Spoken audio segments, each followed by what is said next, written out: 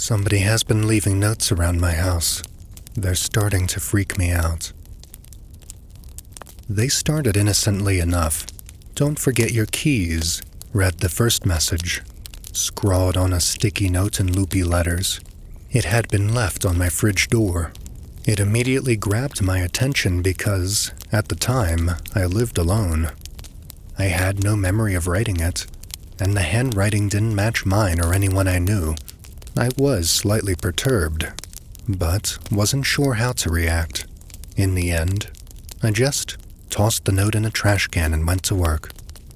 The second note came a few days later, left on my kitchen counter. The sticky note was pink this time, but still had the same distinctive loopy handwriting. "Make sure to pack a lunch today." Again, I was unsettled. Now, any normal person might have reported this to the police, but during that time, I was going through a major depressive spell. I had moved to a new city, away from my friends and family, and had started a new job that I quickly realized I hated and didn't pay nearly enough. Home was lonely, and work was soul-crushing. I had trouble enough getting out of bed each morning, let alone filing a police report that I'm sure the police wouldn't take seriously. Even more stressed, I crumpled up the note. However, I ended up packing a small lunch for myself. Usually I didn't bother to put in the effort and just ate cafeteria food. But against my better judgment, I fulfilled the note's wishes. That day, the cafeteria was closed. The main cafeteria fridge had broken overnight, and many of the frozen dinners inside had gone bad. Management thought it would be better to shut it down for the day. A feeling of unease settled in my stomach after learning the news. It was as if the notes had predicted it. The notes continued throughout the following weeks. They would typically show up on random days, no more than 3 notes to a day. They were all left in obvious places, in my apartment, all on sticky notes, and in that unfamiliar loopy handwriting. They began to grow more prophetic. "Take I-80 today. There will be a bad accident on your way home. Janet is going to offer you some cookies at the office. Politely decline. They will give you food poisoning. Marie has been on a diet. Compliment her on her weight loss. She'll end up thinking well of you." Of course, I tested the notes to see if they were accurate. Every time I ignored their advice, whatever it warned against came true. One day a note said to pack an umbrella, and I purposely didn't. It was forecasted to be sunny that day, so any normal person wouldn't think to pack one. But, sure enough, I got soaked that evening, walking to my car. I was incredibly curious about the notes. There were so many questions I had about them, and those unanswered questions kept festering in my head. I tried writing notes back in return and leaving them out, but never got a response. I'd speak out loud and ask questions as if, or in case, the note writer could hear me somehow, but this only made me feel foolish. I'd occasionally make a surprise visit home at odd hours, just to see if I could catch the note writer leaving the notes. Of course, I never caught them. I tried installing cameras in my apartment, even making sure all the cameras were completely hidden, but the next day, I found every single one of the cameras' insides completely torn out and placed on my kitchen table, with the single note next to them, reading, "Never do that again." The note stopped coming after that, which made me deeply regretful. I had grown accustomed to the notes. I had begun to rely on them even. They had significantly improved my way of life over the last few months, both mentally, financially, and socially. I had actually started making friends at the office thanks to their advice. And, for the first time, I was even a bit popular. My managers, who before the notes didn't pay much interest in me, now valued my presence and would ask me for my opinions on projects. It was no secret. I was on my way to a promotion. Could I still do that without the notes? I also valued the notes as a friend, as weird as that sounds, or more like a guardian angel. Wherever they were from, they were always protecting me.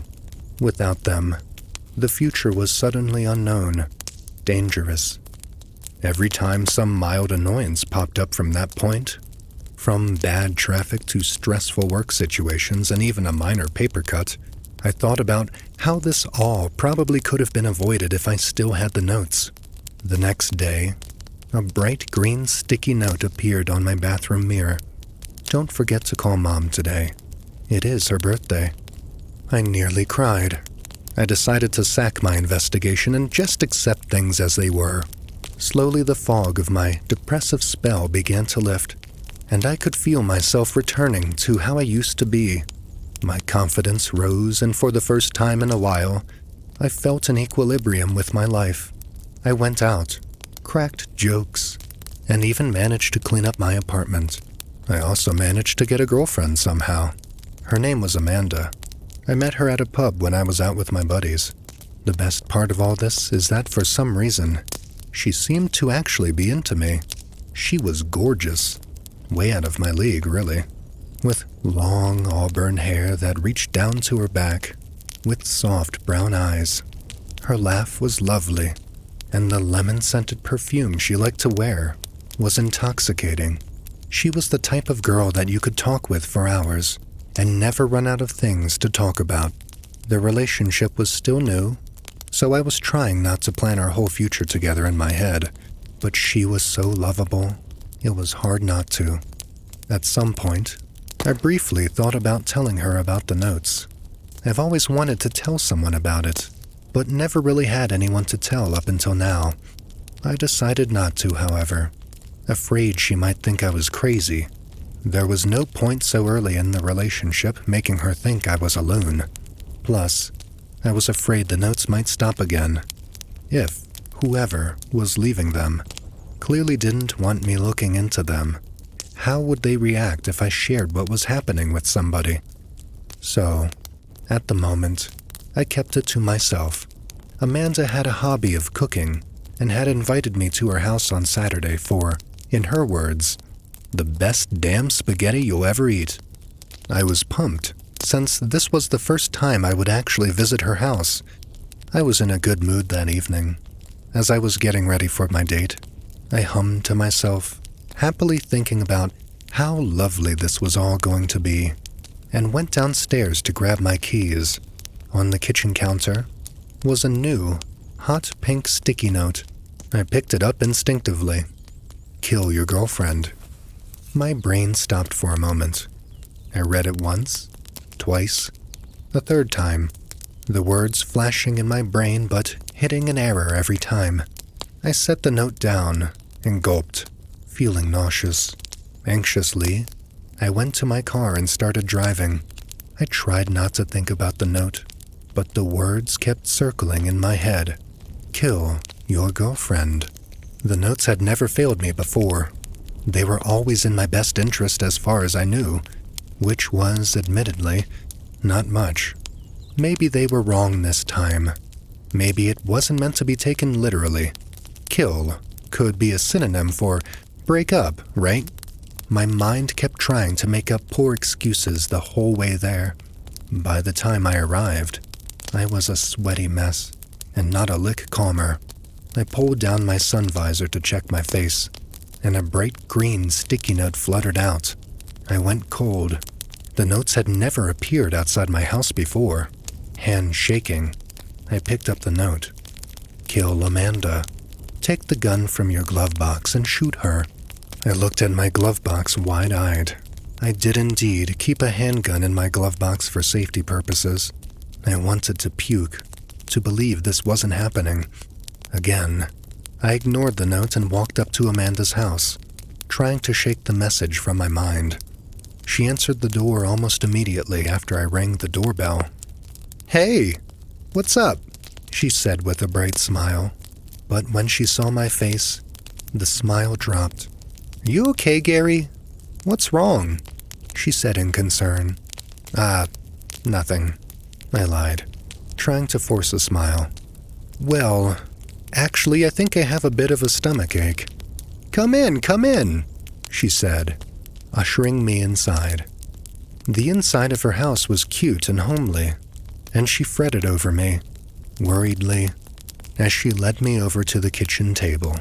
She then took my hand and rubbed it comfortingly. If you're not feeling up for spaghetti, we can have it another time. Don't worry about it. Do you want antacids or anything? I smiled. The way she was so concerned for me over a simple stomachache made me fall in love with her all over again. My heart panged with both love and guilt. The aroma of cooked spaghetti was also extremely strong, and even though she said it was fine, I knew it would probably be a bummer for her to pack away all that spaghetti after just making it. I'm fine, sweetie. I probably have a stomachache because I haven't eaten much today. I was really looking forward to your spaghetti. Her smile returned again. I always loved how fast she smiled at things. Well then, Mr. Hungry, let me grab you a bowl. She left for the kitchen. I reclined back inside, sticking my hands in my pockets. I felt a crinkle of paper. No. I pulled the paper out of my right pocket. Take your chair and bash her head in. I had a hard time controlling my breathing as I stuffed a note back in my right pocket. I also felt paper in my left pocket, and against my mind screaming for me not to, I pulled it out, realizing that it was actually 2 notes crinkled together. Shakily, I unwrinkled the first note. Do not eat the spaghetti. Drugged. What's that, Gary? Asked Amanda behind me. I nearly jumped out of my skin. I stuffed the notes back in my left pocket. Oh, just some note from work I forgot was in my pocket is all, I said in a weird voice. She frowned, looked like she wanted to say something, but then thought better of it. Here, babe, she said gently, handing me a bowl of spaghetti. It looked heavenly. I wanted to puke. She sat next to me with her own bowl. She rested her head in her hands and looked at me excitedly, expectantly. I stared at her blankly. Well, take a bite, silly, she said, gesturing towards my bowl. I'm so sorry. I really need to use your restroom. I jumped up and started looking for her bathroom. She jumped up after me, looking confused. Gary, what's wrong? You've been acting weird. When I found the right door, I went in and locked the door behind me. She kept knocking and knocking. Gary! Seriously, what's wrong with you? Is the stomachache that bad? Talk to me, Gary, please. Gary! I backed up against the bathroom wall, then sank down to the floor. I pulled out the 2 notes from my left pocket again, this time reading the second note. My heart sank. She is not Amanda.